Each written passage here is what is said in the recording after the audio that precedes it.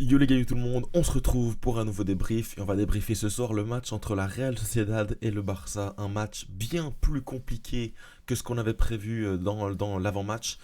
Bien sûr, je parle d'un vol dans le titre, mais ça n'a pas été un vol, les gars. Vraiment, voilà, après vous avoir attiré grâce à cette miniature, restez, les gars, restez, abonnez-vous. Mais voilà, on va parler du match parce que le Barça n'a pas du tout été au niveau. On était face à un Barça très très faible, un Barça qui s'est procuré zéro tir cadré. Oui, clairement, zéro tir cadré en 90 minutes. Donc très très compliqué pour ce Barça avec un 11 de départ moi franchement qui m'interroge beaucoup. Il m'interroge pourquoi. Parce que déjà de 1, il y a Fermin Lopez titulaire en ailier droit. Je me dis oula, comment ça, c'est quand même compliqué. Il n'y a pas Lamine Yamal, mais on a quand même d'autres joueurs. Bah, en fait, pas tant que ça. On a Ansu Fati qui n'est pas en confiance. On a un Pau Victor qu'on ne fait pas jouer. Ferran Torres est blessé. Lamine Yamal est sur le banc. Donc on se dit bon, voilà. Lewandowski, Rafinha du coup un peu perdu maintenant sans Lamine Yamal. On va bien sûr en reparler. Derrière Frenkie de Jong qui fait un match atroce. J'ai pas du tout aimé son match. Pedri, Casado, Koundé, Koubarsi, Martinez et Balde. Waouh, par quoi commencer? Je ne sais pas par quoi commencer. Déjà, j'ai envie de dire que le Barça n'a pas existé. Le Barça n'a pas existé. On a eu un match extrêmement compliqué avec un pressing très très haut des joueurs de la Real Sociedad, des joueurs basques. Et puis franchement, on a été acculé. On n'a pas su quoi faire. On n'arrivait pas à se relancer. À l'image d'un Iñaki Peña qui n'arrivait pas à relancer son équipe. De multiples dégagements loupés. De multiples arrêts un peu à la dernière minute. Une défense qui était vraiment compliquée. Un Martinez Koubarsi qui était moins serein que d'habitude. Koubarsi, c'est en partie à cause de lui, de sa glissade, qu'on encaisse le premier but. Jules Koundé, sans Lamine Yamal pour l'aider défensivement et pour l'aider offensivement, ça a été plus compliqué. Il a vraiment été bougé par Geraldo Becker, par les joueurs de la Real Sociedad. C'était compliqué pour lui. De l'autre côté, Martinez Balde, bon, c'est pas sur eux que je vais critiquer. Je vais les critiquer en premier. Mais par contre, au milieu de terrain, Casado, Pedri, Fermin Lopez et De Jong, mais les quatre, mais ils ont été noyés. Ils ont été noyés. Et moi, c'est ça qui m'inquiète. Parce que voilà, on sait qu'on a bien sûr ce début de saison magnifique avec Pedri Casado, les deux avec Casado en point de basse, Casado en 6, le relanceur. Mais là, tu intègres De Jong, alors De Jong qui revient de blessure, qui est capitaine, et il te lâche un match comme ça. Mais il a fait un nombre de pertes de balles. Il a été nul. Je les ai trouvés nuls. Même sur le terrain, je disais, mais sortons-le à la 30e minute. Alors heureusement, il sort à la mi-temps. Mais il doit sortir bien avant parce qu'il fait un match horrible. Et puis franchement, on voit qu'il déstabilise ce milieu de terrain.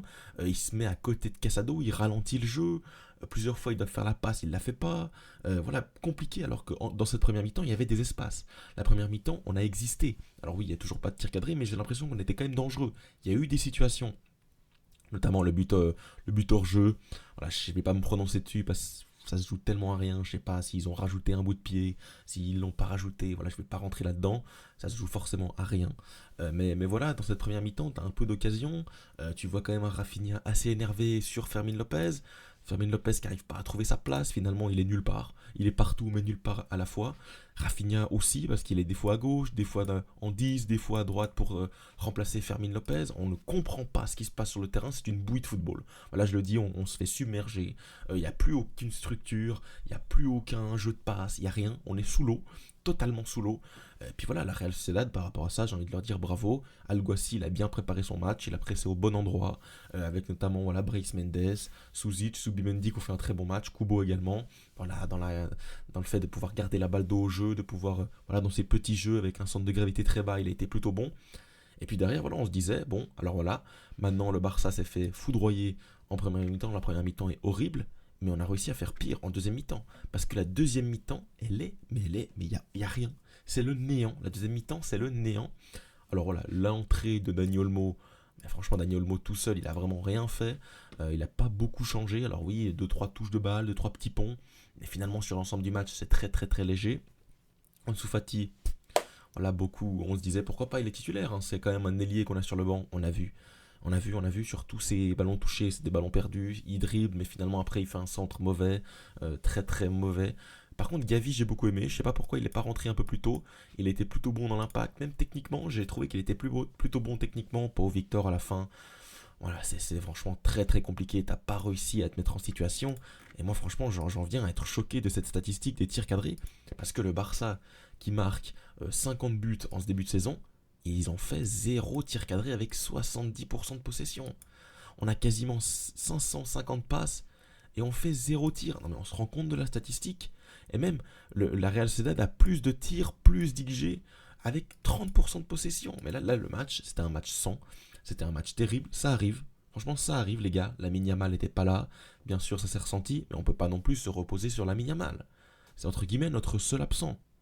Alors oui, t'as Olmo qui démarre pas. Je sais pas pourquoi. Il a un problème gastrique. Mais finalement, il rentre à la mi-temps. On est un peu perdu. Mais là, tu peux pas proposer ce genre de match. Pour moi, c'est un match sans. C'est un match sans des joueurs. C'est un match sans collectivement où tu t'es fait manger.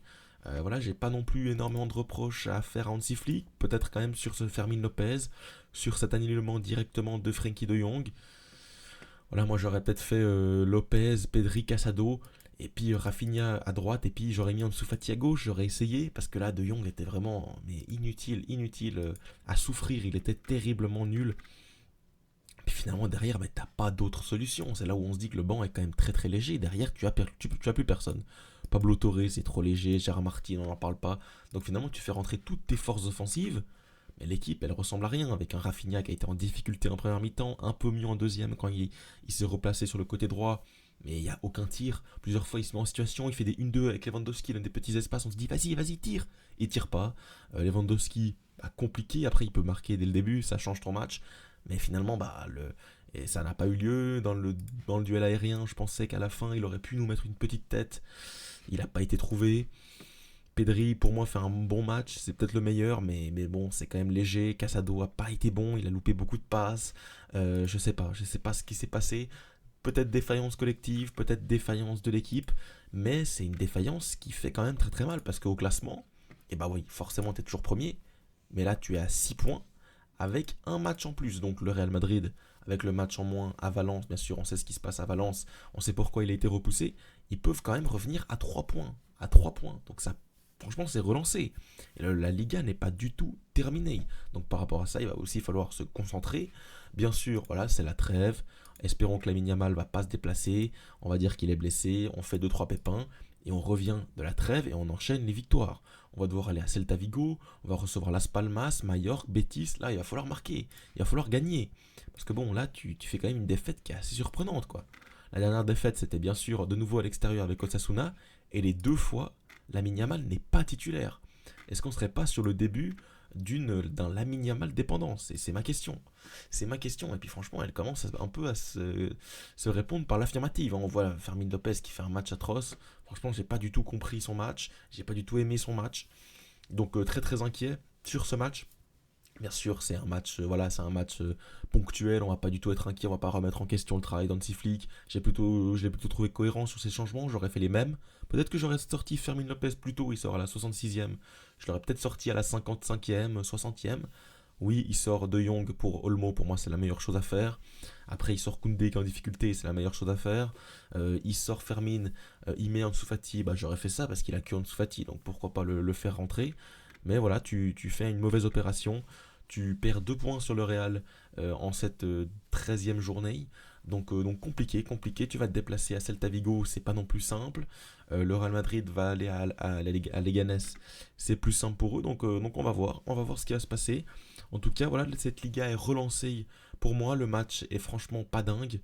Le match est même atroce. Franchement, 0 tir cadré. J'ai pris absolument aucun plaisir sur le match. C'était atroce. J'ai pas du tout kiffé mon match. J'étais même. Franchement, à aucun moment j'ai senti cette équipe en capacité de revenir. Je l'ai trouvé très très stérile. Avec voilà, un niveau de jeu bien en dessous de ses standards du début de saison.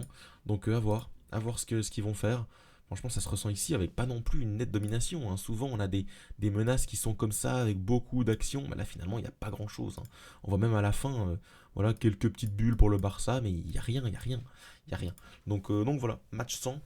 J'aimerais bien avoir vos avis, les gars, en commentaire, également sur le petit débat hors-jeu, pas hors-jeu. Pour moi, il n'y a pas hors-jeu quand je vois l'action. Après, oui, quand il nous montre la VAR, il rajoute un petit orteil.